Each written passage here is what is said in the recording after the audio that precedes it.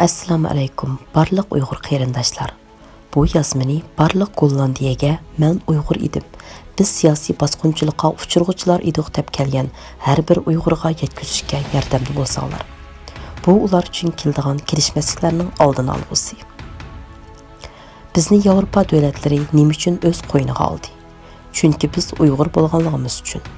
Uyg'ur masalasi dunyo e'tirof qilgan masala bo'lganligi uchun. Bu yerga kelgan hamma Uyg'ur shu Uyg'ur nomini sotganlar. Agar yo'q, men faqat mushu Yevropadagi turmush uchun kelgan, Xitoy diktatorlari bilan ishim yo'q desangiz, hargiz bu yerda qila olmaydingiz. Buni bu yerda demasakmi, hammalarning ko'ngliga ayon.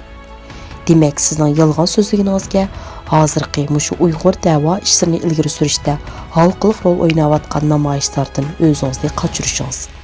Ham yana ba'zilarning o'zining vijdonsizligi bilan birga boshqalarga qo'rqoq sab, sug'oq suv sepishi yetarli bo'lib qelyapti. Bu yolg'on so'zlab, og'zimning yili bilan keldi degan o'ltirmalaringiz sizga mangulik boqvanda emas. Bu gapni Xitoy kommunistlarim da'vatudi.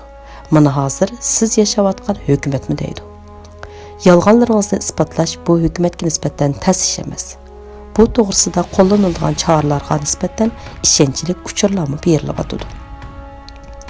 Gollandiya telegraf kestiga e'lon qilingan biz Uyg'urlar haqidagi xabardimi nurg'un masalalar davlat bexatarlik organi, ko'chmanlar ishlari organlarining bergan uchurlar ostida o'tirg'i chiqqan.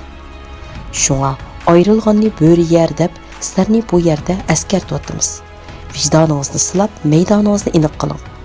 Siz bu yerdagi Uyg'ur jamoatidan yuz o'rsangiz, unutib qolmang. Yuqorida deyilib o'tgan kun beshingizga kelganda bu jamoatni sizni tonimaydi.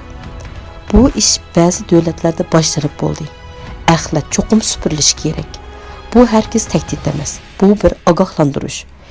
Vijdoni qaynaydigan, vatanparvar, millatparvar Uyg'ur buni o'qisa, buni anglasa, hargiz sakrab azvaylamaydi. Xuddi qiyomat qoyim bo'lganda hech azobni his qilmay, jannatning xush xabarini kutayotgan mo'minlardek. Bunimi shu sakraydigan ikki yuzlama maydonsiz yumaloq tavuzlarni ko'rib, maydonni aniq qilib olsin deb tarqatdik.